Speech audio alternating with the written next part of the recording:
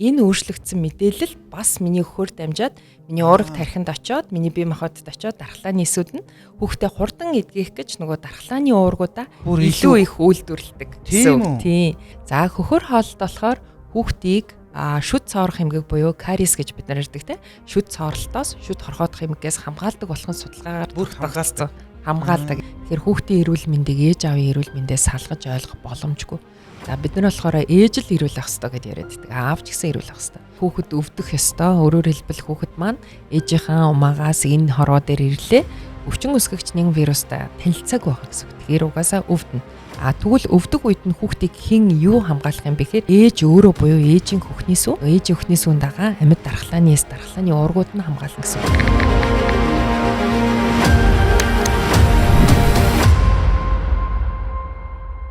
Сайн байцгаана уу. Ингээд доктор Grand Med подкаст маань эхэлж байна. Өнөөдрийн маань подкастэнд Grand Med эмнэлгийн хүүхдийн эмч мөнгөн цэцэг маань оролцож байна. Сайн байна уу та? Сайн байна. За та өөрийнхөө нэг манай үзэгч сонсогчдод нэг гоё танилцуулаач.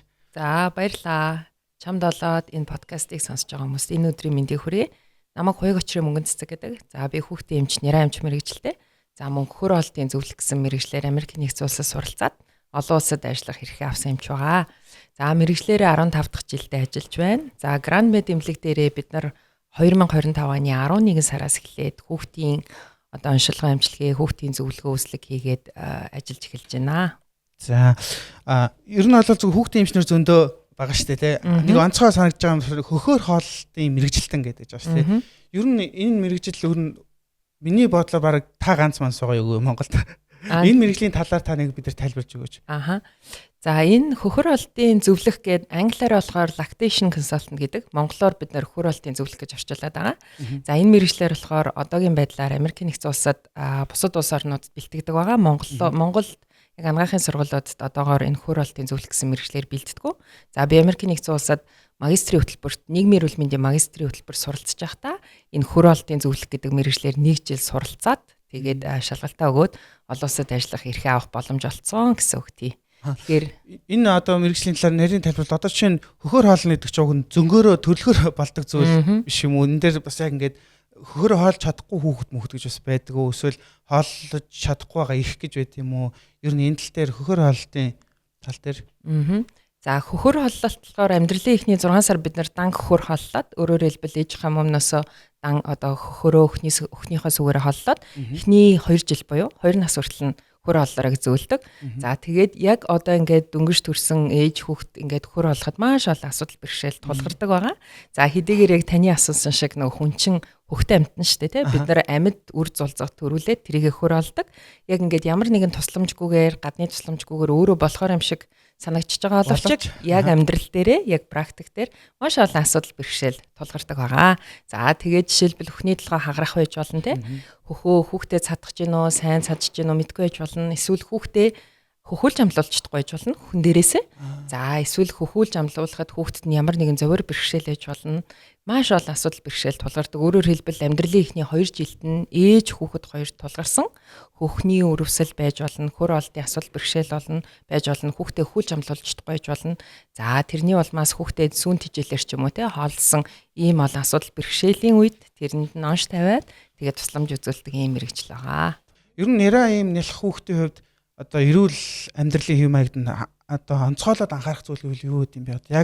Яг энэ нэраа үед нь бид нар анхаарад эрүүл сарвал байлгыг гэдэг үл. Маш гоё асуулт байна. Баярлаа.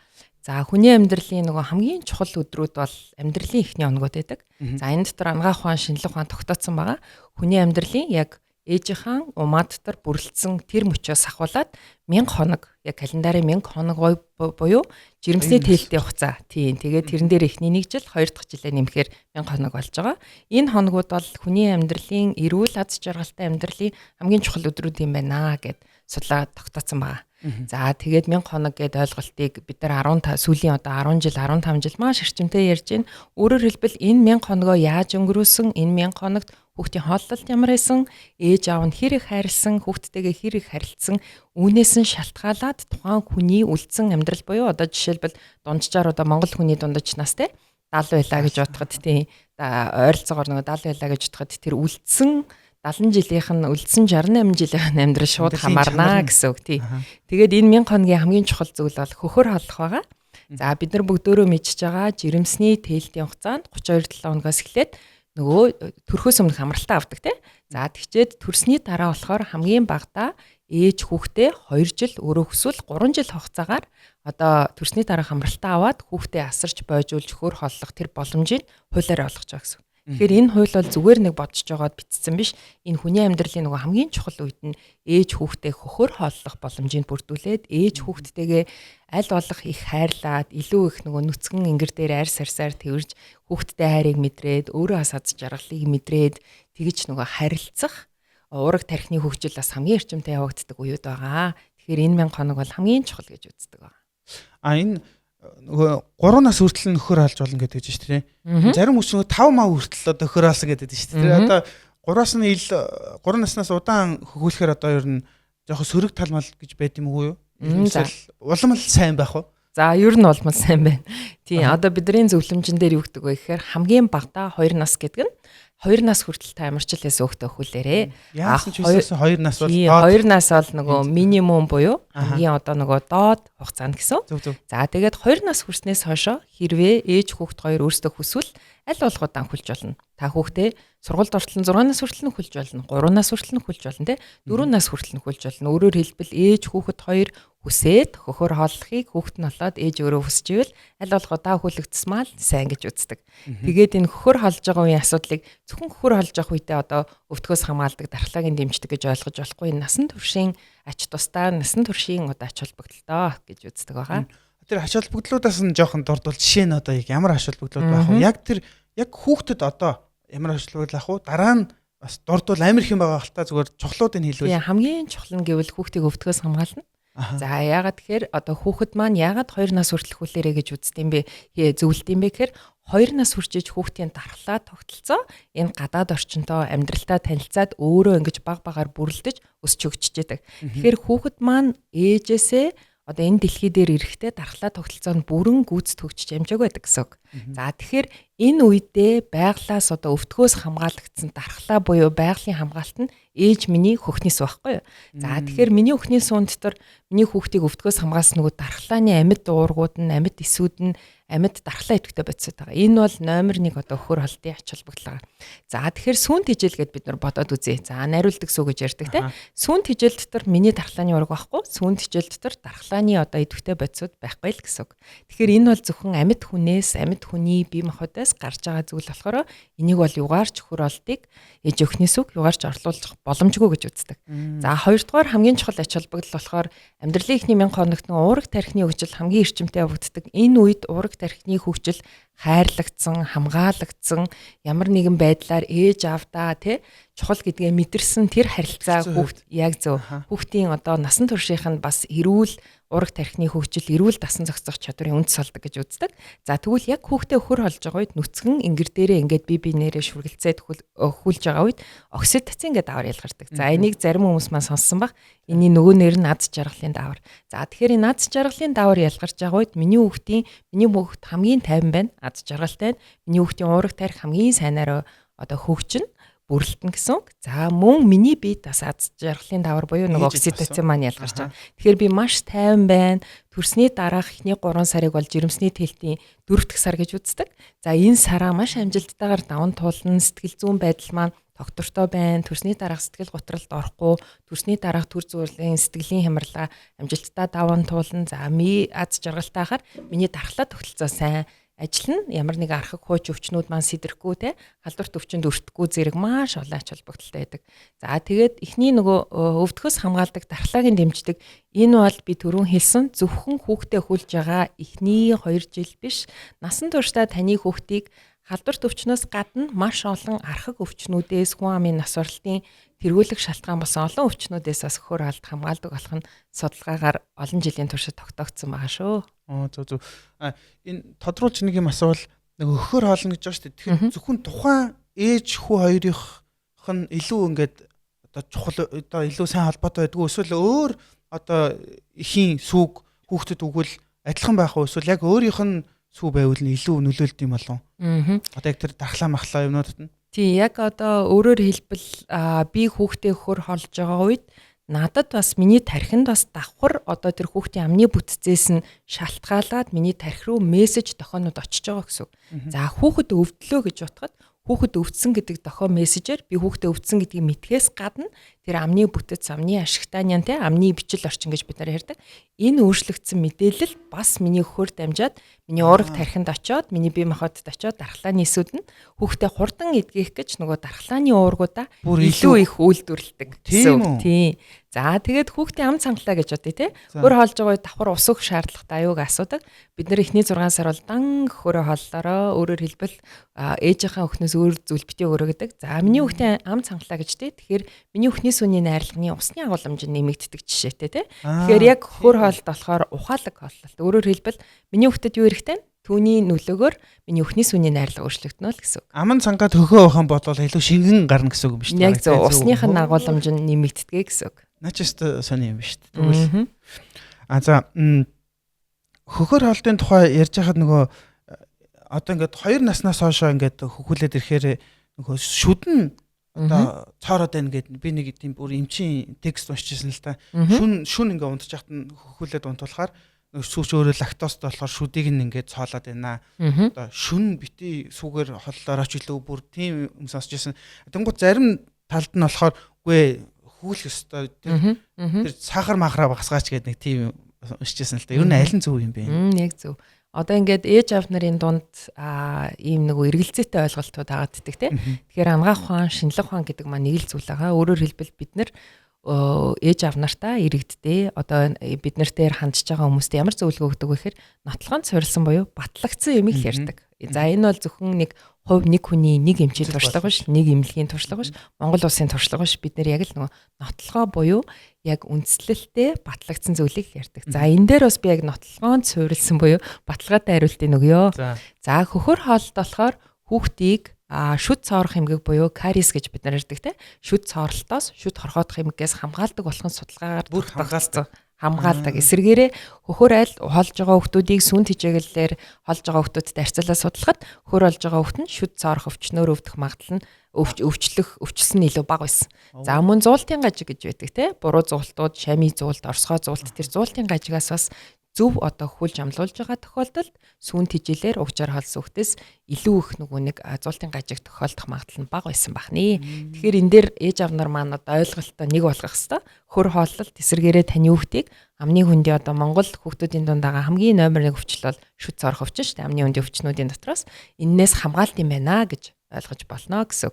За тэгвэл яагаад тэгвэл Монгол хүүхдүүдийн дунд амны хүндийн өвчлөөс энэ шүд цоорох хэмжээг өндөр байд юм бэ гэхээр нэгдүгээрт хоолттой холбоотой, хоёрдугаарт амны хүндийн эрүүлэх буюу шүд цухуусан мөчөөс ахуулаад шүдээ зөв угаах, арчлах, хоол эзэн болгоны дараа заавалчгүй угаах гэсэн эдгээр дэглэмүүдийг зөв одоо мөржиж гинүү те. За тэгээ дээрэс нь хүүхдтэй одоо баяр болгоноор бид нар саяхан одоо ингээл шинэ жил болж байна те.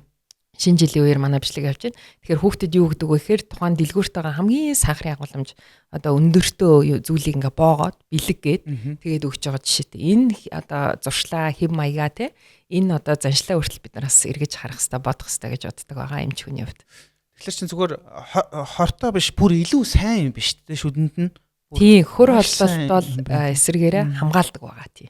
За тэгэхээр бас нэг төөрөгдсөн юм байгаад байна л да. Тэр болохоор одоо гордох гэдэг нь шүү дээ. Гордохыг болохоор зарим хүн үгүй тийм байхгүй зөвхөн Монголд тийм байд наа ч мухас үсэг гэдэг бүр яг тэгэдэг. Зарим нь болохоор би бас өөр эмчнэрийн нарын яриаг сонсч байсан л да. Тэд болохоор үгүй наа ч шинжлэх ухааны үндэслэлтэй л гээд. Ер нь энэ одоо гордоо төгөх хавдаад одоо эдэлж мэдээлж байгаа чи яг тэр гордохтой холбоотой юм уу? Энэ шинжлэх ухааны үндэслэлтэй юм уу? Ер нь яг одоо батлагдсан шинжлэх ухааны хувьд. Тий. Гордох гэдэг үгний одоо энэ бол энгийн үгээр иргэдийн яриад байгаа үг шүү дээ, тий. Бид нар нөгөө ангаах ухаанд яг юуж нэрлэдэг вэ гэхээр энийг хөхний зангирал, хүндэрсэн хэлбэр дээрээ хөхний өрөвсөл буюу мастит гэж нэрлэдэг. За тэгвэл ээж төрсний дараа дархлаа нь бол ерөнхийдөө төрсний дараах үед дааврын яг огцом жирэмсэн болоод төрсний дараах үед төрөх үед дааврын огцом өөрчлөлтүүд явагддаг болохоор дархлаа нь харьцангуй сул ээждэг. За тэгэхээр ээжийн архаг хуж өвчнүүд одоо сэтэрч болохоос гадна хамгийн гол асуудал хаана гардаг вэ? Хөл ээжийн хүнд гараад идэг. За тэгвэл хүүхдээ хөлж амлуулж чадахгүй байлаа гэж. За гүйцэд зөв амлуулж чадахгүй байна. Миний хүүхний толгой агарсан байж болно. Эсвэл би нөгөө зөв амлуулсан ч гэсэн манай хүүхэд нөгөө зөв гүйцэд амлж чадахгүй. Энэ бүх асуудлаас болоод хүүхэнд сүүлнэ. За хөх бол өөрөө яг ариун биш. Өөрөөр хэлбэл хүний биед байдаг нөгөө ашигтай нянгууд буюу байх ёстой нянгууд нь байж байдаг. За тэгвэл энэ дархлаас суларсан үед нь өрөвсөд удаад ахад хүүхэн дотроо өөрөө өрөвсөл үүсч болдог. За тэгээ өхөнд сүү үлдээд байна гэдэг мессежийг бие махбод ээж бас өгдөг байхгүй. Чиний өхөнд сүү үлдээд байна. Өхөө сайн өхүүлээрээ, өхөө суллаараа гэсэн мессежүүдийг өгдөг. Тэгэхээр тэр нь тухайн ээжид яаж илэрдэг вэ гэхээр өхөн өвдөж болно. Час гээ зүгээр шивж байгаа юм шиг хатгуулж болно. За хэрвээ яг өрөвсөл болоод мастит болоод өрөвсөн үедээ хөхний арьс нь улаачдаг. Улаадаг, ээж халуурдаг, чихүцгүрдэг, ядардаг ийм шинжүүд илэрдэг. За энийг одоо манай Монголын ард түмэн маань гордох гэж нэрлэдэг. За тэгээд энэ гордох гэдэг нь бас нэг талаараа зөв нэг талаараа авч үзвэл тийм зөв нэршил. Өөрөөр хэлбэл дархлаа сул байгаа хүн сэтгэл зүйн ямар нэгэн хямрал олох яг гэвэл ээжийн нөгөө дааврын өөрчлөлтөөс болоод сэтгэл санаа тогтворгүй байдаг гэсэн шүү дээ тий. Мөн төр зүрийн төрсний дараа сэтгэл зүйн хямрал гэж байдаг. За энэ үед болохоор амархан баярлдаг, амархан гомддог. За тэгэхээр энтэй холбоотой хөхнөөс өвдөд байна гэд нөгөө манай ард түмэн чинь ажигч одоо гэрхэн ард түмэн болохоор ажиглцсан байсан биз дээ тий. Тэгэхээр одоо хөхний өрөвсөл хөх зангирлын бас нэг шалтгаан сэтгэл зүйн хямрал тайгүй байдлын улмаас таны хөх хүлээж таны хөх бас өрөвсөж болох нэ. Энэ зөвхөн нэг шалтгаан нахаа. Яг зөвхөн одоо хүнээс яг зөв манай гэр нэг хүн ороод ирлээ би өхүүлээлаа гэж тий. Тухайн хүн надад бэлэг авчирсан байх гэж би бодлоо. Гэтэл бэлэг авчираагүй байна. Энээс болоод шууд бол хамаарал байхгүй. Харин би тэнд миний сэтгэл зүйн байдал тэнд тогтворгүй байгаа. Дээрэс нь маш их яг үнэн гомдсон гэсэн. Энэ манай ах надаа, манай эгч надаа бэлэг аваад ороод ирэхгүй дээ. Хөл хүн дээр орж ирж байгаа гэдгийг мэдсээр ижижгээд тэгээд миний сэтгэл зүйн байдал хямархаар тэр хүнд үлдээд байгаа сүүн дотор байгаа нь янн өрөвсөд хөхний өрөвсөл ч юм уу те болж болтгоо гэсэн үг тий.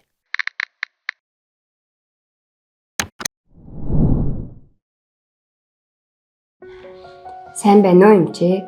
Танд талархлаа илэрхийлэх гэж удаан бодож явсаар байгаад ийхүү бичиж суунаа. Үнэн дээр танд бичгийг маш их хүссэн ч өдөр тутмын ажил, хүүхдийн асаргаа гээд завдалгүй явсаар байгаад өдий хөрчихжээ. Эмчээ, та надад нэг удаа чи хөхөөрөө хооллож чаднаа, бүрэн боломжтой гэсэн зөвлөгөө өгч байсан. Тэр үг миний хувьд итгэл найдвар өгсөн хамгийн том урам зориг болсон юм шүү. Би тань дээр хүүгээ 4 сар гарантай байхад нь очиж байсан. Тэр үед үнэндээ өөртөө итгэлгүй би чадна гэж байнга эргэлздэг байлаа. Хүмүүс ихэндээ мөөмөө сайн идэхгүй угжаар л илүү уудаг, хөхөндөө нэг их дуртай биш байсан. Заримдаа бүр би чадахгүй байна гэж шантрах шахсан ч үе байсан шүү. Гэхдээ таны үг, таны зөвлөгөө намайг бууж өглгүй үргэлжлүүлэх хүч өгсөн. Тэгээд л төвчээртэй, тууштай оролцоор байгаад өмнө 6 сар хүрэх үедээ гинтэл хөхөндөө маш их дуртай болж бүр шомболцтол хөхдөг боллоо. Өгжийг бол бүр сонирхож байсан. Энэ өөрчлөлтийг хараад би үнэхээр гайхаж бас маш их баярлсан. Уг нь өмнө нь шөнөл нойрон дундаа хөхөөд өдөр ерөөсөө мөөмөө идэхгүй байсан шүү дээ. Харин одоо бол миний хөхийг жинхэнэ утгаар нь хайрлаж иддэг болсон ямар их баяр багтал төрүүлэм гэж. Одоо утгагүй өрмөн 10 сартай болно. Би энэ хугацаанд 4 сар гаруй ямар ч нэмэлт сүүхгүйгээр зөвхөн хөхөөрөө хооллож чадсан.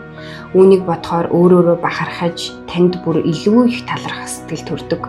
Хөхөөрөө хоолно гэдэг чинь үнэхээр үгээр хэлхийн аргагүй их жаргал байдгийн байд. Үгээ тэврээд, дулаахан, тайван, аюулгүй мэдрэмж өгч байгаагаа харах хамгийн сайхан мөчүүдийн нэг юм байна. Эмчээ, таны хэлсэн зөвлөгөө миний амьдралд ийм том өөрчлөлт авчирсан гэж бодохоор үнэхээр гайхалтай. Та надад итгэл өгсөн, өөртөө итгэх итгэлийг минь хасаасан танд чин сэтгэлээсээ баярлалаа.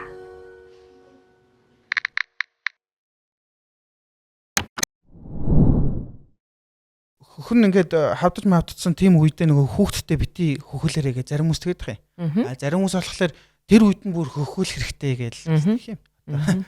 За. Тэр аль нь хөхний одоо ямар нэгэн асуудал бэрхшээл хүлээж танд тулгархад одоо хүүхдээ хүлж яхад өвдөх, зовирлах, халуурах, хөхний арьснуулах, хөхний товчонд хорсох ч гэдэг юм уу те эсвэл хүлж амлуулж чадахгүй. Эсвэл ээж өөрөө хөхний сүүнийг гарц одоо муудаад байна те багсаад байна гэж мэдрэх ч юм уу те. Эдгээр асуудлууд тоглоход шууд л эмчтэр очих хэрэгтэй. За тэгээ манайхан болохоор ер нь бол нилийн хожуу ирээддэг эмнэлэгт те нилийн хүндэрсэн хойно нь өөрөөр хэлбэл хөх өрөвсөд аль өрөвсөл нь хүндрээд буглаа алцаа нэрээддэг. За тэгэхээр нэгдүгürt ээжийн талаас ээж та хурдхан шиг эмчит хандах хэвээр. За хөр холтын эмчид ялангуяа над дээр ирж байгаа тохиолдолд ээжээр нь хүүхэд ас цуг ирэх хэвээр. Өөрөөр хэлбэл ганцхан хүүхдийн амийг хүүхдийн ээжийн хөхийг үзэхээс гадна хүүхдийн амны бүтэн үзлийг хийгээд тухайн хүүхдээ нейронлох хүүхдээ ас үзээд давхар энэ хоёрт ямар асуудал байна гэдэг дээр нь унш тавиад зөвлөдөг. За яг таны сая асуусан тохиолдол буюу хөхний өрөвсөл тэгээд дээрэс нь буглаа энтер үүссэн байгаа тохиолдолд хүүхдээ хүлэх стомаг бол хөлнө л гэсэн үг. Тийм үргэлжлүүлээ сайн хөлнө. Өөрөөр хэлбэл би миний хөх өрөвссөн байгаа. Тэр өрөвсөө байгаа хөхөө сайн хөхүүлжиж тэр хөхөн цүү үлдэхгүй байна. Үлдэхгүй ээжж тэр өрөвсөл нь томрохгүй нэмэгдэхгүй л гэсэн үг тийм. Тэгэхээр яг нөгөө өөрсдөө дор мэдэн шийдэх эсвэл ойр дотны хүмүүсээс асуух те Facebook сошиал медиа дээр олон группүүд байдаг.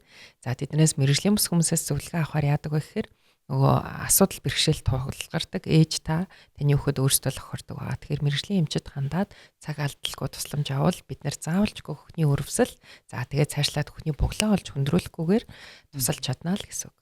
Зөв. За хөр холтын тухай дахиад асуух юм бол зөндөө байна. Гэхдээ яг дараа чи өөр сэдвүүд рүү арахгүй бол тий. За тий. За нөгөө эхний 1000 хоног гэдгсэн шүү дээ тий. Эхний 2 нас хүртэл нь. Тэр үед нь хүүхэд нөгөө эрүүл саруул амьдрахын тулд ер нь ямар хооллолт хоолтын тал дээр нь юун дээр нь анхааруул илүү шинэ бор хоолнд орохдоо яаж оруулах юм. Тэгээд тэр нь ямар хуу юм мэдүүлээд ингээд явах уу анхаарах зүйл хамгийн чухал зүйлүүдээс нь ярил. За энэ 1000 хоног хөр олохоос гадна хүүхдээ 6 сар хүрэхээр өөрөөр хэлбэл 6 сар хүрэхээр ганцхан өхний сүнээс гадна өөр шимт хижээл хоол хүнснээсээ бусад өөртөө шаардлагатай макро шимт хижээл, микро шимт хижээлийн бодис гэж ярьдаг. Бид нар эднэрийг авч хэрэгжилж явах хэрэгтэй. Тэр хүүхдийн хооллолт бол маш чухал. За тэгвэл хүүхдээ анх хоолнд оруулахдаа өөрөөр хэлбэл хүүхдийн хоол хүнс маань 7 төрлийн өнгөтэй бүх төрлийн хастай. Нүүрс ус өгнө, уураг өгнө, уураг гэдэгт мах бүтээгдэхүүн орно, нүүрс уст нь жимс ногоолоод гурил бүтээгдэхүүн орно. За мөөх тас хамгийн сайн өгөх хэрэгтэй. Ялангуяа хүүхдийн ураг тархины хөгжил амьдралын эхний 5 жил, эхний 2 жил маш эрчимтэй явдаг гэсэн тий. За тэгвэл бидний ураг тархи мэдрэлийн эсийн бүтцэн бол өөх тос байдаг. Тэгэхээр өөх тосоо хангалттай сайн авч явах хэрэгтэй. Тэгэхээр олон төрлийн байх хэрэгтэй. Хоол нь зөвхөн 1 өнгө, 2 өнгийн биш, маш олон өнгийн хоол өгч ивэл сайн гэсэн үг тий. За тэгээ олон төрлийн хоол хүнснээсээ өөртөө эрэхтэй нөгөө шимт хижээлийн бодисод аавна. За ялангуяа манай Монгол улсад хоол шимт хижээлийн судалгаанууд 5 жил тутам бид нар хийдэг. За тэр судалгааны үр дүнгээр юу гэж гарсан бэ гэхээр Монгол гэр бүлүүд, Монгол өрхүүд, Монгол гэр бүлүүдийн ижиж байгаа хоол хүнсийн судлаад үзсэн чинь микро шимт хижээлийн бодис уу нөгөө бичил шимт хижээлийн бодисын дутагдал маш илбэг байгаа гэсэн. Тэгэхээр тэр бичил шимт хижээлийн бодисыг хаанаас авт юм бэ гэхээр жимс ногооноос төлхөө авдаг байгаа. Үр тариан дотроо бүхэл үрийн үр тариа нөгөө юуны эслэгийн агуулмжийн өндөртөө үр тарианаас илүү их авдаг байгаа. Тэгэхээр тэрийг судлаад үзэхээр Монгол гэр бүлүүд тэдгээр төрлийн хоол хүнсний хэрэглээ багтаа макронутриент буюу уураг нүүрс ус өгч сангалттай авчдаг. Энэ нь болохоор нөгөө макро буюу үндсэн шимт хижээлийн бодис. Яг нөгөө бичил шимт хижээлийн бодис амин дэвмүүд гэдэг ч юм уу те. За эрдсүүдээ авахдаа жимс ногоо бага хэрэглэдгээс болоод дутагдалд орчдөг. Нийтээрээ гэсэн ганцхан хүүхдүүд биш тий.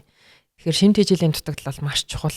Шимт хижээлийн дутагдлыг хурдан онцлоод эмчлэх ёстой. За Монгол хүмүүсийн дунд хамгийн илбэг байдаг шимт хижээлийн дутагдал бол D-витамин дутагдал. Тэгээд төмрийн дутагдал, төмөр төслийн цэс багталт байгаа. Судалгаагаар бүр тогтоогдсон байгаа тий. Наранд бие гарах боломж багтаа байдгаас болоод D багтаа байгаа шүү дээ тий. Нөгөө хоолн дээр бас нөгөө яг хүмүүс их хоорондоо их маргадаг юм л та. Нөгөө бантан өгж болохгүй болно гээл бантан бөөн гурил юу мó гэл зарим нь болохоор бараг хүн болгон л бандангаар хүн болсон байж юу ингээл хоорондоо тэг хэрэлдэт идэг л та. Тэгэхээр магадгүй бүхэл өөрийн бантан өгвөл зүгээр байж болохоор юм уу юу? За бандаг гэхэр юу юм бэ гэхээр мах орсон те нэгдүгээр нь, хоёрдугаар нь улаан бодон орсон зутан шөлийг бид нар бантан гэж нэрлэдэг те. Тэгэхээр болно. Гурил өгч болно, мах өгч болно. Бантан өгч болохгүй гэсэн байхгүй.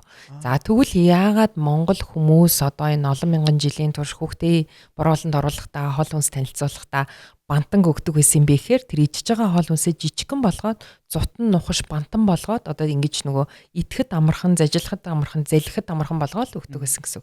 За тэгэхээр энэ манай Монгол орны уур амьсгал нөгөө жимс ногоо тарьдаг, ургуулдаг те. Жимс ногоо өөрөө байглаасаа ургадаг байдал нь бага болохоор л бид нар жимс ногоо бага хэрглэж исэн болохоос биш, зөвхөн бантанд агуулгадах тэр Улаанбаатар гурил тэр махаар микро бидэнд хэрэгтэй нөө бичил шимтгийлийн бодисоос бүрэн авч чадахгүй л гэсэн.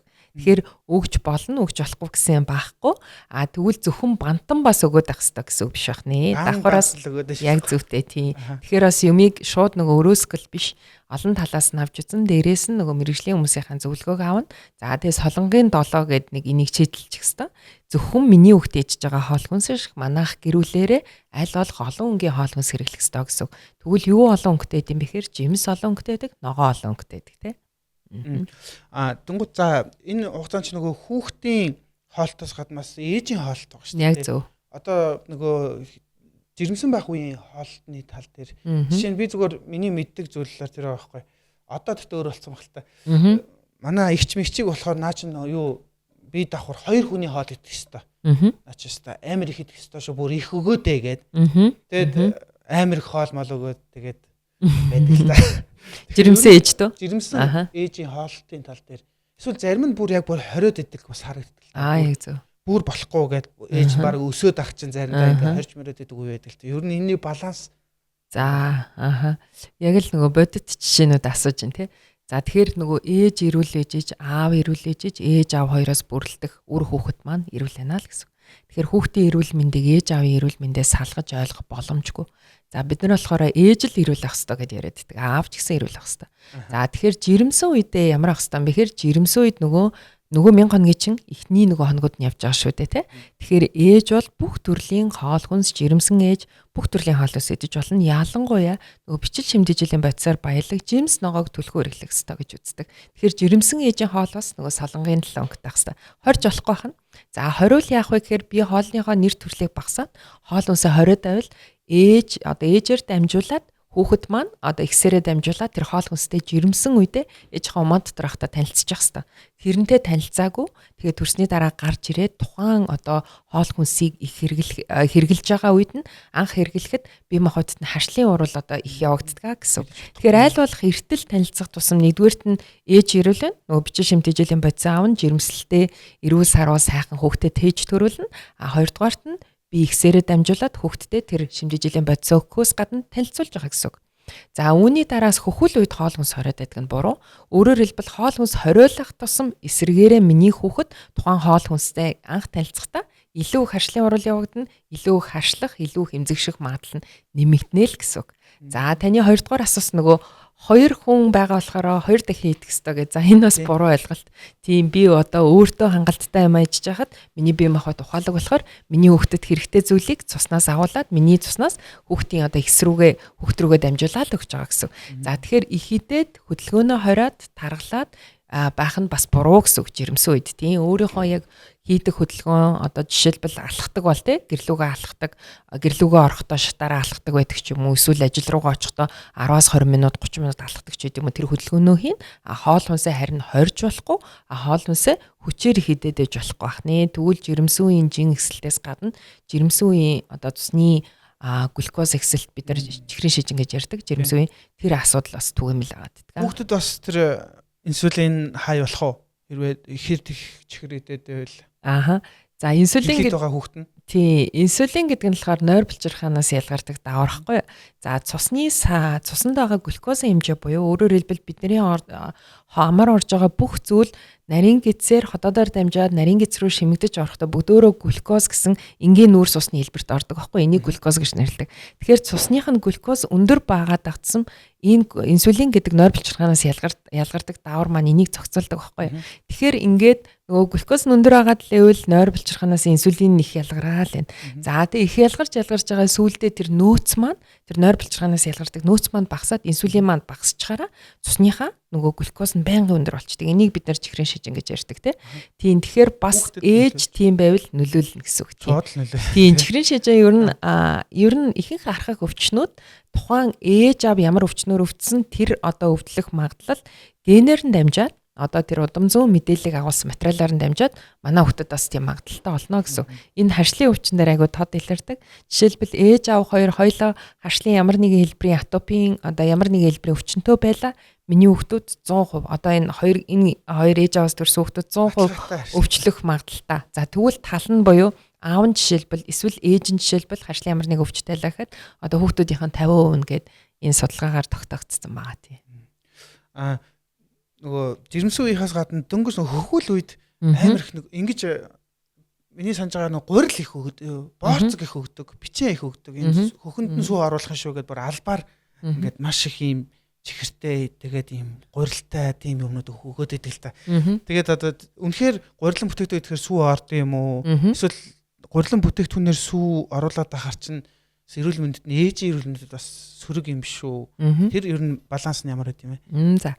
Ээж та өөрөө эрүүл ээж л таны өхөн сүү сайн орно. Та өөрөө эрүүл байж. Тэгэхээр эрүүл байхын тулд ганцхан хоол биш те. Нэгдүгээрт нь солонгийн 7 өнгөтэй хоолоо идэнэ. Та гурилан бүтээгдэхүүн ялангуяа Улаанбуудаа нөгөө цагаан гурил гэж ярьдаг те. Энийг маш их хэмжээгээр идээд хэрэглээд байвал таны цусны сахар ихсэн те. За тэгээд энэ ихсээд ахаараа илүүдэл хэмжээний арьсанд орох өөхөн эд болж өөх болж хоримтлагт нь таргалалт нэмэгдэнэ. Шууд гурилан бүтээгдэхүүнд сүүний нийлэгжилтийг нэмэгдүүлэх тийм ямар ч үйлчлэгээ багхгүй гэсэн үг тийм багхгүй. Хөхөнд сүү сайн яаж орд юм бэ гэхээр сүүгээ сайн хүлээд хөх сулраад ахаар миний өхнөөс миний тархи руу мессеж явна. Өхний сүү багасаад өхний сүү одоо эргэж нийлэгжүүлэх шаардлагатай байна гэд тэгээ пролактин гэдэг даавар миний тархинаас цус руу ялгарч орохоор хөхний одоо тэр булчирхаалыг идүүдэд сүү шинээр нийлэгждэг. За мөн хүүхдээ хөхүүлэхээр окситоцин гэдэг даавар ялгардаг. Энэ дааврын нөлөөгөөс хөхнөөс сүү гаралт нэмэгддэг байгаа. Гурилан бүтээгдэхүүн бол ямар ч холбоогүй юм байна. Холбоо байхгүй. Тийм.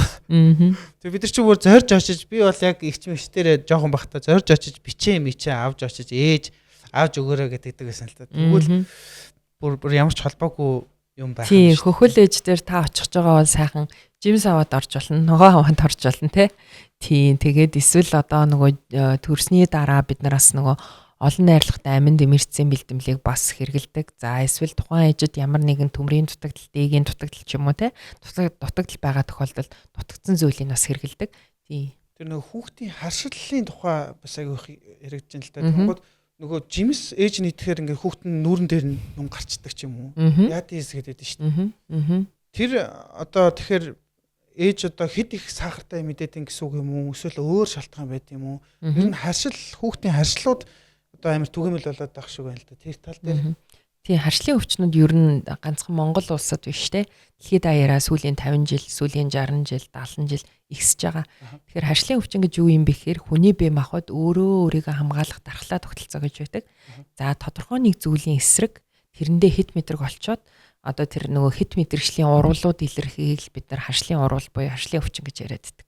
За тэгвэл яагаад энэ харшлын өвчин дэлхийд даяар ихсээд байгаа юм бэ гэхээр хөдөө аж ахуйгаасаа, байглаасаа, хөдөө одоо орон нутгаасаа бид нар илүү хот суурин газар амьдрах нь их болцсон тий. Жишээлбэл манай Монгол улсын хүн ам одоо 3.7 сая гэж бодлоо гэхэд энэний тал нь 50% нь Улаанбаатарт амьдарч байгаа жишээний тий.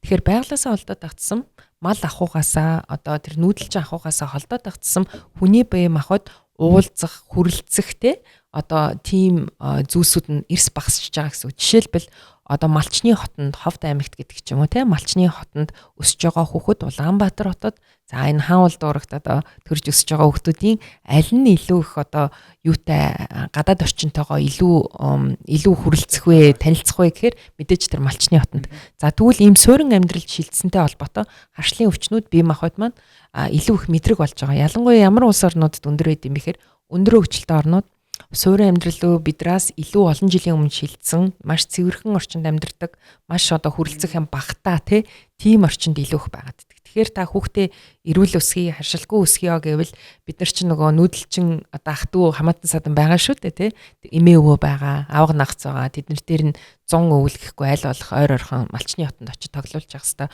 өтөг бууцтай ойрхон байх хэвээр тэгжиж таны хүүхдийн бие махбод харшламтгий байдал нь багасна гэсэн үг. За мэдээж хөхүүл эмчин миний ичж байгаа хоол хүнс миний өхний сүгээр дамжаад миний хүүхдэд нөлөөлнө. За тэгэхээр миний хүүхэд яг хит мэдрэг байж болно те хэвийн миний ичж байгаа хоол хүнс нөлөөлж байгаа юм чинь хит мэдрэг одоо тэр урлууд илэрч болно. Инглигээд яг хоол хүнсний харшил буюу food allergy гэсэн үг бол биш. Энэ тустай ойлголт. За хүмүүс нөгөө экзем буюу атопийн дерматитыг диатез гэж ярьдаг те. Яг ангаахын нэршил нь экзем баггүй юу? Энэ экземийг хоол хүнсний харшил гэж бас эндүүрээд байдаг. Энэ бас хоол хүнсний харшил биш. Тийм тусдаа өөр ойлголтууд өөр өвчин эмгэг байх нэ. Зөв. За тэгвэл одоо ингээд энэ хэсгээ хоёлаа хагаад дахиад зөндөөс асуух юм байгаа ч гэсэн дахиад цаг байгаа болохоор яг хүүхдийн өвчлөлөөр бүгдээрээ. Одоо яг хүүхдийн өвчлөлийн хувьд бол За яг одоо яг бага насны хүүхдэд түгээмэл тохиолдож байгаа одоо тань дээр ирж байгаа хамгийн их үүсэж байгаа өвчлөлүүд ямар өвчлөлүүд байна? За улиралтай холбоотой одоо нөгөө томуу төс төвчний улирал явж байгаа тий. 10 сараас ахуулаад энэ дэлхийн бөмбөрсгийн хойд агаст амьдардаг орнууд томоогийн дэгдэлтүүд гардаг. За энэ бол ойлгомжтой. Энэ өвчлөл одоо томоогийн вирусын ялдрууд явж байгаа. Эхний томоогийн дэгдэлт 11 сарын сая сүүл дундаас эхлээд явсан тий. Бүгдөө л баг ханиад төрсэн. Томоогийн вакцингүй хүн болгон үрсэн вакцинтанууд нь хөнгөө өвдсөн баг тий. За үүнээс гадна Монгол хүмүүсийн дунд байдаг элбэг, Монгол гэр бүлүүдийн дунд байдаг элбэг өвчлөл нь гүйсэн булчирхаан, архаг өрөсөл. За гүйсэн булчирхаан гэдэг нь энгийн хүмүүс маань хоолойны мах гэж ярьдаг тий. За хоолойн өвддөггүй Монгол хүн бараг цөөхөн шүү дээ тий. За тэгэхээр энэ архаг өвчин нь ээж аваас дамжаад хүүхдэд очдог. За өөрөөр хэлбэл ээж аав хоёрын аль нэг нь 24 цаг цуг амьдардаг тий. Аяг тавг халбах сэрээ шүс холилддог хүмүүсийн аль нэг нь энэ гүйсэн булчирхаан архаг өрөсөлтэй байгаа дэвэл шүсээрээ дамжуулаад хүүхдэд алдаачдаг гэсэн. За тэгэхээр хүүхэд маань дөнгөж бор хоолнд орохдоо дөнгөж төрөө дудаагүй байхдаа тий. Хүүхдийнхээ гарн дээр үнсдэг ч юм уу, уруул дээр нүсдэг ч юм уу хайрлаад үнсэхтэй шүсээрээ дамжуулаад насан туршийн архаг нянг халдаачдаг гэсэн үг. За энийг Streptococcus A гэж ярьдаг. За энэ өвчлөл Монгол гэр бүлүүдийн донд маш түгээмэл байдаг. За энэ зөвхөн хоолой өвдөх асуудал биш. Хоолой одоо ханиа түрхээр дархлаа сулрахаар идэлэх асуудал биш.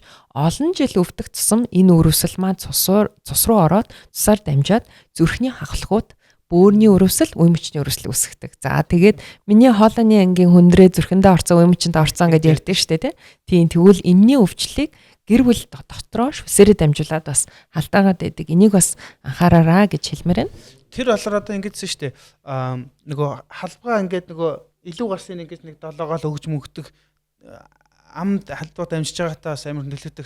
Тэр бол одоо сүүлийн үеийн гэр бүлүүд багассан гэж би бодоод байгаа байхгүй. Тэнгуут ингээд үнсхээр дамжиж одоо их халдаад байна гэдээ бас нэг хэмжээрээ сонсчихлаа. Тэгээ бид нар ч одоо хүүхдээ л одоо баг үнсгчл төрүүлсэн гэдэг шиг тийм. Тэр хүүхдүүд чинь үнсэх хэрэгтэй ш. Тэгэхээр одоо ер нь одоо зөв үнсэлт гэж байна уу? Аха. Одоо болохгүй газар нь битээ үнсрэх шид юм уу? Тийм байд юм уу? Эсвэл за мэдээж үнсэж болно. Үнсэх чинь одоо нөгөө хүүхдээ хайрлаж байгаа хэлбэр дээрээс нь би ээж аваараа хайрлуулж байгаа маш хайртай хүмүүсийн хооронд байдаг хамгийн гоё одоо мэдрэмж те гоё үйлдэл шүү дээ те нүцгэн тэрвэрэх үнсэх хайрлах хэлэх. За тэгвэл үнсэх үед шүс дамжиж халтдаг те өөрөөр хэлбэл би хүүхдээ үсгэд тэгэхээр миний амны үндий миний гүйсэн булчирхаа ирүүлэх хэрэгтэй байхгүй юу? Одоо миний нөхрийн гүйсэн булчирхаа амны үндий ирүүлэх хэрэгтэй. Тэгэхээр би өөрөө өвчж байгаа өөрөө багтаа өвддөг гэсэн бол өөрөө эмчит үзүүлээд чихамар олон ч юм уу дотрын эмчит үзүүлээд өөрөө амны үндийгээ ирүүлж үлчүүл хүүхдээ үнсэж болно шүү дээ. Тэгтээ үнсэхдээ шүс дамжиж халтдаг гэдгийг мэдээд хэрвээ надад одоо шүдний цоорлч ч юм уу архаг өрөвсөл байвал би тэрийг нэгдүгээр дэмжлүүлэх хэрэгтэй байна. Хоёрдугаарт нь хүүхдийнхаа яг уруул дээр нь яг гар дээр нь хуруун дээр нь үнсгээл болчих хэрэгтэй. Өөрөөр хэлбэл та өөрийнхөө амны үндэд байгаа тэр өвчин үсгэгч нянгуудыг хүүхдэд шууд бэлгэлж байгаа гэсэн. Шууд бэлгэлж байгаа. Тэгэхээр хүүхдэд одоо муу зүйлийг хүсдэг ээж аваа гэж аахгүй шүү дээ, хамгийн сайн сайхныг хүснэ. Тэгэхээр гарн дээр нь үнсгээр ягаад дамжт юм бэ гэхээр бага насны хүүхэд дандаа амталж, гарандаа амталж хороо ертөнцөд танилцдаг. За тэгвэл ялангуяа шүд ургаж байгаа үед, шүд цухууж байгаа үед, танилцж байгаа үед гараа маш их амдаа идэг тий. Тэгэхээр нөгөө гарн дээр нь үсгээр шүсээр дамжаад хүүхэд маань гараа амдаа ихээр бас тэр нямаан дамжиж болно гэсэн үг. За тэгээ ээж авнар маань ингэдэг би багтаа л өвддөг байсан. Одоо бол огт өвдгөө болцсон. Тэгэхээр би одоо ирүүлээ гэдэг. Тэгэхээр тэр бол архах шигын хэрээр та насанд хүрээд багтаа анх одоо халдвар нь авсан эхний 5 жилдээ гүсэн булчирхаа буюу тэр холооны идэт өрөслөөр одоо танд илэрдэг бол архаг болоод нөгөө зүрхний хавхлага гэмтээгээд бөөрийн одоо өрөсөл үүсгээд үе мөчний өрөсөл үүсгэх тусам хол өвдөх шинж байхгүй болчихдог. Энийгээ 100% итгэсэн, энийгээ би итгэцэн байгаа, насан туршид итгэцэн гэд буруу ойлгоод байдаг. Тэгэхээр таних магадгүй архах шат зүрхэндээ, үе мөчөндөө, бөөрөндөө хүндрэл өгч явах вэ? Та эхлээд өөрийгөө үзүүлээрэ, та хариулж таны хайртай хүмүүс таны одоо хүүхэд ирүүлнэ л гэсэн үг. Тэр чи одоо нэг мэдхгүй би зүгээр тэгж сонсч байсан. Үе мөчн зөчөндөө орцсон гэж ярьдаг штэ. Тийм хүмүүс бол баг идэхгүй ч юм шиг юм яриад байдаг штэ. Эмчилгээ байгаа ба. Тий ангаахын эмчилгээ байгаа. Тийм гэхдээ бид нар аль болох те заавал тэгэж хүндрэл рүүгээ оруулаад ах хэрэггүй те. Хүндрэхээс нь өмнө эмчлэх гэж эмнэлэг эмчнэр байдаг шүү дээ те. Тэр одоо ер нь тухмхан дээр нүнэрлэс хийгээл үнсэж явах хэрэгтэй. Тий яг уруул дээр нь бас үнсэх хэрвээ та угаасаа өөрийгөө гүсмэлчхаа те өвддөг хол өвддгөө гэдгийг мэдчихвэл яг уруул дээр нь бол бити үнсрэг зөвлөн нуран дээр нь үнсэж болно шүү дээ. Тэр нөгөө гадаадын юмыг харахаар хүүхдүүдэд хөл үсгийг болоод байдаг шүү дээ. Аа. Тэгээд хөл нь ингээл банк даараастай. Гэхдээ Монгол хүүхдүүд ягаад ч юм хөл ингээд даарж болохгүй гээд бүр бигэндэг. Аа. Тэгээ хөлн даарчингуу тоолоо нөвчлөө гэдэг шүү дээ. Тэгэхээр энэ хоёр чинь хөл хоолой хоёр чинь холбоотой юм уу? Үнэхээр хөл даарахаар хоолой өвдөд байгаа юм уу? Эсвэл зүгээр вирус аваад хоолой нь өвдөд байгаа юм уу? Одоо бол ингээд магадгүй би үнснээс болоод хоолойг нь өвдөгцөн байж би хөлийн дааруулаад өвдөгчлээ гэд би буруу бодоод байгаа юм болов уу? За энэ хоёр асуулт байна гэж би харж байна. Нэгдүгээрт нь хөл нөцгөн чирэгжүүлэх ёстой мó? Тэр нь зөв юм уу, буруу мó? Хоёрдугаарт нь тэр яг хоолой чи яаж өвддөг юм бэ? Дарахаар өвччихд юм уу гэх те. За эхний асуултаас нь эхлээ хариулъя. За хүүхдийг ер нь бол за өлчир чирэг гэж ярьдаг зүгээр хэвийн л өсөх ёстой. За Монгол хүмүүс дарахаас айдаг.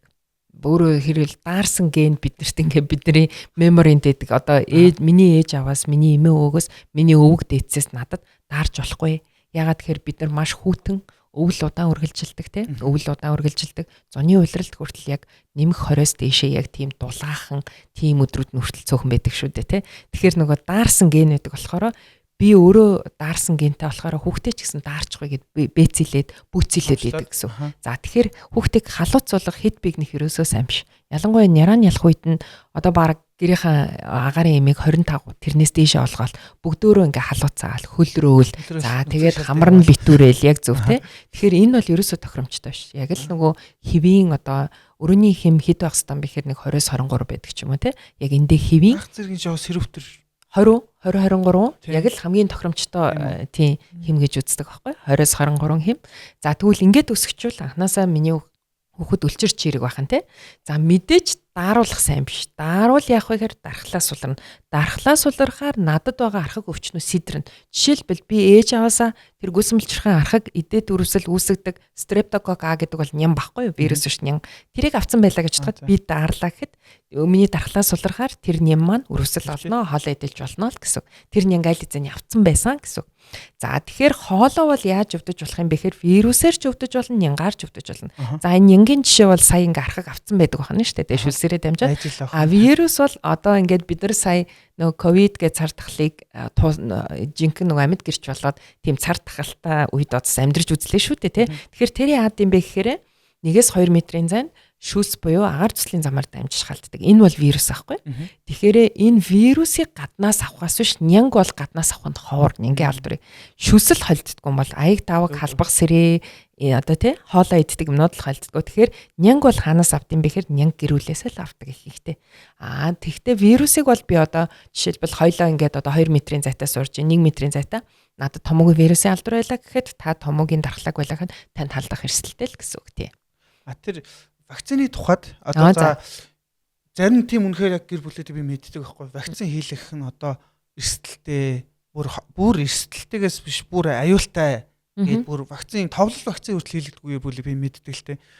Тэгэнгუთ одоо вакцины тухай ингээд маш олон цоо яриа байх юм. Тостоо муу баг зарим хүүхдүүдийг алсан л гэн зарим нь одоо ингээд вакцин хийлгэсэн болоод насан туршийн дархлаа нуунсан гээл. Тэгэхээр одоо энэ вакцин эсвэл товлол вакцин тэрэнд хамаагүй өөр вакцины тухай ярьж байгаа юм уу? Вакцины тухай та нэг тодорхой болгож өгвөл хүүхдүүдийн хувьд. За вакцин ч өөрөө маш том сэдв. Гэхдээ таны асуудал нь аль болох тавьчихсан хариулъя. За би эмч болохоор яг л нотлоготой зүйлийг ярина. Яг нотлоготой зүйлийг ярина. Тэгэхээр вакцин гэдэг бол энэ бол дархлаажуулалт монгол үгээр те. Энэ бол ангаах ухааны, шинжлэх ухааны номер 1 ололт. Сүүлийн 100 жилийн вакцин гэдэг зүйл бүтээгдэж ангаах ухаан, шинжлэх ухаан гарсны ачаар олон мянган хүн маш аюултай алдар төвчнүүдээс хамгаалагдсан. За жишээлбэл вакцин гараагүй байлаа гэж дээ. Шинжлэх ухаан өгчөөгүй байлаа гэж. Тэгвэл бид нар өнөөдөр 70 хүрч чадахгүй. 7 настайдаа, 7 сартайдаа ямар нэгэн халдвар төвчнөр аль хэзээний нас барцсан. Эсвэл тухайн халдвар төвчний үлдцээр жишээлбэл халдвар цаа гэдэг өвчин байгаа тий. Тэр өвчнөр яа гэм бэ гэхээр хөрүүл маш хүнд өвдөн. Тэгээ хүнд өвдөд нас барж болно. Нөгөөний хүндрэл нь насан туршийн саажилттай болдог гэх мэтчлээ. За тэгэхээр тэр олон аюултай өвчнөөс өвтгөөс хамгаалсан вакцинуудыг тодорхой насанд нь тодорхой тунгаар хийгээд байгааг заавал дархлаажуулалт буюу одоо англиар mandatory vaccination гэдэг монголоор бол заавал дархлаажуулалт гэж бид нар нэрлэдэг байгаа. Заавал гэдэг нь та нийгэм донд хүмүүсийн донд амьдрах гэж байгаа бол заавал хийлгэнэ л гэсэн үг. Тийм. За энийг би хэлээд байгаа юм биш ганцхан нэг хүүхдийн эмч хэлээд байгаа юм биш. Энэ манай улс дархлаажуулалтын хуультай. За дэлхийн эрүүл мэндийн байгууллагаас олон одоо дэлхийн эрүүл мэндийн байгууллага бүх улс оронд баримтлах удирдамжуудыг боловсруулдаг. Дэлхийн өндөр хөгжилтэй бүх улс орнууд вакцины хийгээрээ ийм вакциныг ийм насанд нь хийх ёстой. Өвтгөөс хамгаалтгаа л гэлтгцэн байна. Тэгэхээр одоо тэр олон халдварт өвчний эсрэг дархлаажуултыг хийснээрээ тэр халдварт өвчин тухайн хүн амд, тухайн бүлэг хүн амд дэгдэлт хэлбэрээр гарахгүй болох тэрийг бүрдүүлж байгаа гэсэн. COVID-19-ийн халдвар төр ч гэсэн муу ялгаагүй. Бид нар хийлгээд яасан бэ гэхээр COVID-19-ийн халдвар сүулдэ гарах болцсон шүү дээ. Яг ганц 2 вакцингүй ч юм уу те дөнгөж төрсөн хүүхдүүд өвдсөн болохоос ш одоо бол ковидээр өвчж байгаа хүн хайцсангуу зүүн тийм ковид бол угаасаа л одоо биднэрт байдаг коронавирус гэдэг нэг вирусын нэг төрөл ахгүй. Тэгэхээр вакцин хийлгүүл таны хүүхэд олон халдварт өвчнөөс хамгаалагдана. За ялангуяа томоогийн вакциныг жил болгон хийдэг. Ягаад гэвэл томоогийн вакцины үүсэх дархлааг 6-аас 8 сар гэж үздэг. Хийснээс сарын дараа тухайн хүүхдийн бие махбодод дархлаа үүсдэг гэж үздэг. Тэгэхээр яг тухайн жилд игдэх энэ вирусанд игдэх нь байна. Энэ вирусын эсрэг ийм томоогийн вакцины үйлдвэрлэнэ гэж судлаад гаргадаг байхгүй юу. Тэгэхээр тэрний эсрэг дархлаа ихээр одоо тэр томоогийн аа хүрээний вирусаар өвдөхгүй л гэсэн үг дархлаажуулттай хөтөл. Тий. Тэр вакцины хувьд тэр зарим хүмүүс бас тэгж яриад байдаг л да. Одоо би мэдэхгүй. Тэр Монголд ирж байгаа вакцины муу өнтер гэж ярих юм. Тэр ямар байх юм бол хүүхдүүдээ л хамгаалж байгаа л ахalta хүмүүс ч одоо тий. Тэр бол аюулгүй. Тэр чинь нөгөө яг судлагдаад дэлхийн эрүүл мэндийн байгууллагын зөвшөөрөгдсөн улс орон зөвшөөрөгдсөн вакцины үйлдвэрлэгдээд бүх юм шалгагдаад орж ирж байгаа. Тийм тэгэхээр аюулгүй. Монголд орж ирж байгаа нь одоо үйлчлэхгүй вакцин Америкийн нэгдсэн улсад юм уу бүгд наримт солонгост хийлж байгаа нь хамгийн сайн вакцин гэсэн юм багхгүй.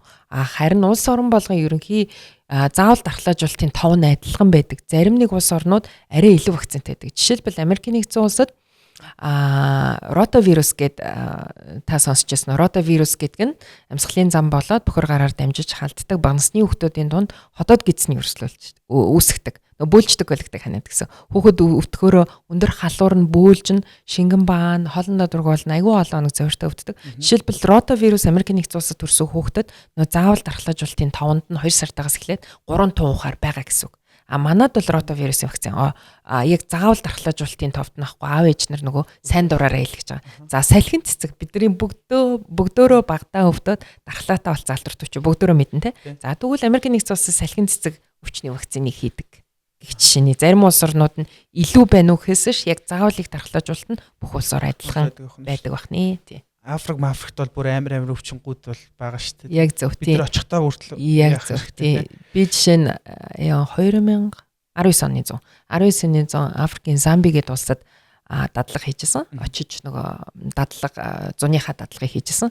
За тэгэхэд тухайн улс оронд байдаг одоо шар чичрэг yellow fever гэж ярддаг энэ өвчний эсрэг дархлаажуулалтыг хийлгээл явах жишээтэй тий. Тэгэхээр тэр яг тухайн бүс нутагтаа гардаг өвчний эсрэг дархлаажуулалтыг хийлгчээ зорчгоор тэр өвтгөөс хамгаалагдана л гэсэн үг тий.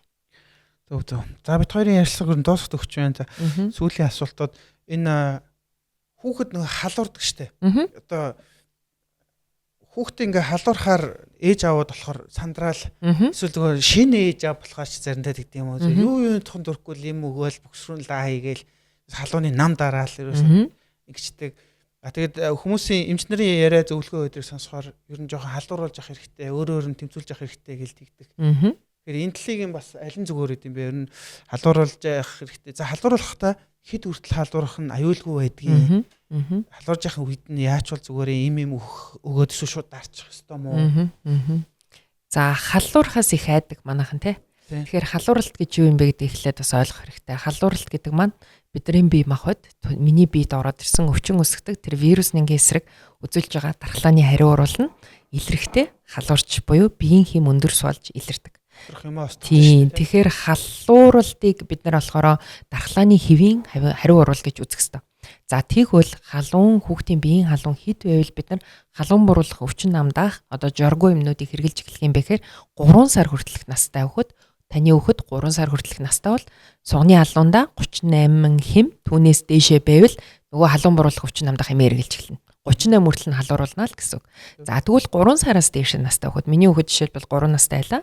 За тэгвэл 3 сараас дээш настай хүүхэд 38.5 хэм түүнээс дээшээ халуурвал халуун буруулах өвчин намдаах имлага хэрглэж эхэлнэ гэсэн үг. За тэгэхээр тэр хүртэл нь бол хүүхдийнхээ халууныг ажиглана, хэмжин, дээрээс нь хувцсыг нэмгэлнэ.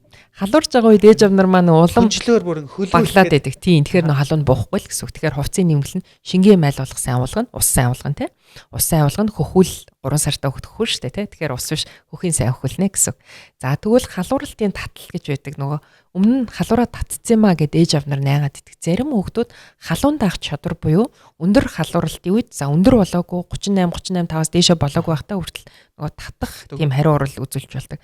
За тийм хүүхдүүдийн халууныг бид нэр ингээд ээж авнараас асууна. Өмнө нь таны хүүхэд 38 5 39 хүрээ татсан юм уу? Эсвэл 37 8 байж байхдаа татсан юм асууж байгаад тэр хэмдэр нь хүрэхгүй байгаад. Тэгээд хүүхэд том болоод дархлаан сайжрахын эргээр халуурхтаа татах нь багасчдаг гэсэн үг. Тийм хүүхдүүд бас байдаг. Тэр татж байгаа хэмнээс нь л өмнө л юм өгөөл дарах хэрэгтэй болох нь шүү дээ. Цөөхөн шүү дээ. Тий, харцангуй цөөхөн тий яг одоо нөгөө нэг бүх хүүхдүүд тийм биш. Тий нөгөө халуунд хит мэдрэг хүүхдүүд байгаад ээж болдог тий. Халууралтын татал гэдэг онш тавьдаг бид нар. Тэгээ халуураад халуурсны хоолмоос татчих байгаа гэсэн. Тэр тохиолдолд ээж авнар өмнө татчихжсэн мэдчихэж байгаа, хит үрээ татсныг мэдчихэж байгаа. Тэгэхээр тэр таттал нь тэгж одоо жишээлбэл халууны 39 40 хүргээд авах хэрэггүй л гэсэн. За ялангуяа энэ өндөр халуурал буюу 3 сар хүртэл хүүхэд 38-аас дээшээ 38 хэмээс дээшээ 3 сараас дээшээ настай хүүхэд 38 5-аас дээшээ халуурсан бол заавал эмчит үзүүлээрээ хүүхдийн эмчит үзүүлээрээ гэж бид нараас зөвлөдөг. За. Юу байдаг штэ. За сүүлчийн миний бодлол сүүлч яасан. Нөгөө ингэж бас хоёр талд ярьж ин л да. Нэгдүгээрх нь болохоор нөгөө хүүхд чинь ингээ өвдөх ёстой. Ингээд өвдөж явах ёстой. Өвдөх тусмаа одоо вирусын програм дээр ингээл апдейт хийдэг шиг би энэ ингээл апдейтлэгдэл энийг чи устгах ёстой юм байна. Энд чинь ингэдэм байх ингээл ингээд сайжирдаг гэж зарим нь ярих юм. Нөгөө талд болохоор үгүй хэдэн нас хүртэл гинөө 6 насны хүртэл гинөө бага өвдөхгүй байж чадвал дархлаа нэм хүчтэй байна гэдэг. Яг ингээ хоёр тал тоогдоо ярих юм. Ер нь аль нь жижиг ухааны үнэлэлтэй бэ? За яг нэг хоёр талтай асуулт байна. Би хоёуланд нь хариулъя. За нэгдүгээрт нь хүүхэд өвдөх ёстой. Өөрөөр хэлбэл хүүхэд маань ээжийнхээ умаагаас энэ хороо дээр ирлээ.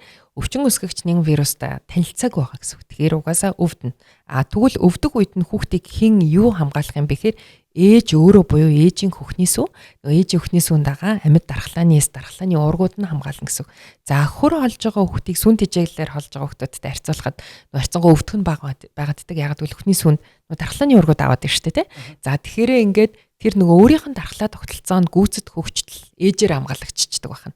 За тэгээд өвдлөө гэж бодъё. Өвдлөө вирусын алдар авлаа, өөрөө даван тууллаа. За архив цус багталтаа ч юм уу тэрнийхээ улмаас нингийн алдараар хүндэрлээ.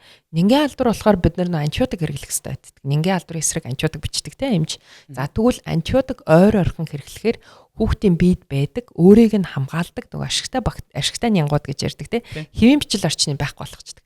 Тэгээ ингээд ойр орхон өвдөд хахаар хүүхдийн нөгөө хэвийн бичил орчных нь хэвийн үйл ажиллагаа нь алдагдахаар хүүхэд илүү өвчлөмтгий болоод илүү их вирусын халдвар, илүү их ханаа томгоор өвдөөд тэгээд илүү их олон удаа антибиотик хэрэглэхтэй нингийн алдраар хүндэрчгээрээ антибиотик хэрэглэх шаардлагатай болоод идэв шүү. Тэгэхээр энэ нөгөө хоёр алгалт байгаа. Мэдээж хүүхдээ өвдөхийг хинч хүсэхгүй. Гэхдээ дэлхий дээр амьдарч л байгаа юм чинь нэм вирустай уулзнаа. Уулзгаараа өвднөө. За тэгээд өвдгөөрөө энийг амжилттай даван туулахын тулд ээжийн өхний сүү эрэхтэй ахна. За тэгээд бас эмчит хүндрүүлэхгүйгээр эмчит мэрэгжлийн эмчит үзүүлээд бид нар цаг тухайд нь тохирох арга хэмжээнүүдийг авах хэрэгтэй ахна.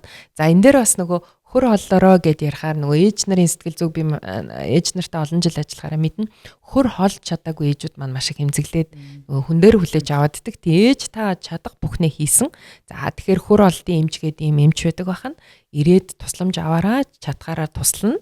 За хөр хооллож яг хөхнөөсөө хөр олж чадаагүй ч гэсэн ямар асуудал бэрхшээлэн туслаад хөхний сүүний нийлэгчлэлтийн сайжруулах, гарцын сайжруулах те ядаж өөрийнхөө хөхнөөс хөлж чаддаггүй маа гэхэд 2 нас хүртэл нь саас өхний сүгээр бас хооллох тийм боломж байгааддаг те. Тэгэхээр юу агаараа хөр олж чадаагүй да одоо нэг өөрийгөө бити буруутгаараа ээж та өөрийнхөө чадлаараа хичээсэн шүү те. Тэгэж бас давхар хэлмээр байна. Тэр өвдөх ёстой байгаа шүү дээ. Тэр одоо жилд одоо нэг баримжаа байна.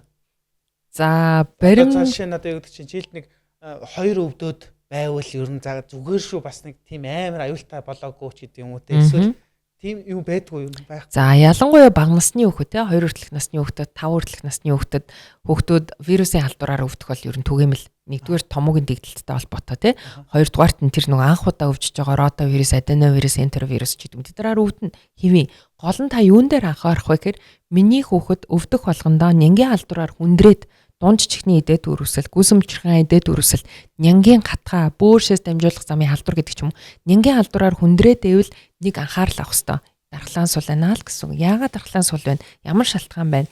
Дэмэндэмийн дутагдал байна уу? Дэмэндэмээ хэрэглэхгүй байна уу? Эсвэл архив цус багталт байна уу? Ямар нэгэн шалтгаан байна. Тэрийг нэмчтэйгээ цог хэдүүлээ хамтдаа олноо л гэсэн үг тий. Тэрнээс хүүхэд бол вирусын халдвар авч бол өвдөх бол одоо хэвийн зүйл бахны байж л байдаг л. тий. Нингээ халдвар болж хүндрээд байвал харин яагаад хүндрээд байна? Нөгөө нэг миний одоо амны үндэд байсан стрептококкаа авчаад вирусын халдвар авах болгондоо хоолой нийтэлээд байна уу? Хоолой нингийн халдвараасаа болоод идэлцсэн юм чи мэдээж антибиотик хэрэглэх хэрэгтэй болно. Антибиотик хэрэглэхээр зөвхөн тэр нян нь одоо нөгөө юу ахаас гадна дарагдаж устгахаас гадна миний биед байгаа нөгөө ашигтай нянгууд нусчгаар чинь нөгөө хүүхд маань дахиад дархлаан сулраад ойрхон вирусын халдвараар өвдөх эрсдэлтэй болчихдог байхгүй. Тэгэхээр энийг нөгөө ялгаж салгаж ойлгох хэрэгтэй л гэсэн үг тийм. Окей. За маш их баярлалаа. За тэгээд одоо яг энэ хөхөр хооллолт жирэмсний үе хүүхдийн эхний 1000 хоног 18 нас хүртэл манай гранд бед имлэг үүсэж байгаа шүү дээ. Яг энэ бүлэг сэдвээр би ч бас эрэгтэй хүн мэдхгүй зарим юм те. Яг ингээд орхисон юм байна уу? Одоо за энийг л заалшгүй хэлэх ёстой асуусангүйтэй гэж байгаа юм байгаа юу? Ерөөхдөө гайгүй нөө маш сайхан асуултуудыг яг нөгөө ээж аав нарын иргэдийн те эргэлцдэг тэгээд гайхдаг асуултуудыг асуулаа гэж бодож байна. За тэгээ манай гранд бед имлэг дээр хөхөр хоолтын тусламж буюу өөрөөр хэлбэл хөхүүл няраа үед ээж танд ямар нэгэн асуудал бэрхшээл, таны хүүхдэд хоолтын ямар нэгэн асуудал бэрхшээл тулгарвал бид нар үзэж онцлно. За мөн хүүхдийн хоолттой холбоотой асуудлууд ээж болно. Хүүхэд хоолндоо дургуах, тодорхой нэг төрлийн хоол ус иддэг байх те. Бүхэл хоол идэж чаддаг байх. Маха хоолнд дургуйч гэдэг юм уу те. Ийм асуудалтай бол хэдийн наснда ч гэсэн хандаж болно. Тэгээд 0-18 нас хүртлээр ямар нэгэн асуудал бэрхшээл тулгарвал бидэнд хандаараа бид нар та бүхэн чадхаараа туслах болно гэж хэлмээр. За маш их баярлалаа энэ удаагийн дугаарт оролцсонд. Тэгээд доктор Гранд Мед подкастын өнөөдөр өндөрлөж байна. Тэгээд дараачихад дугаар.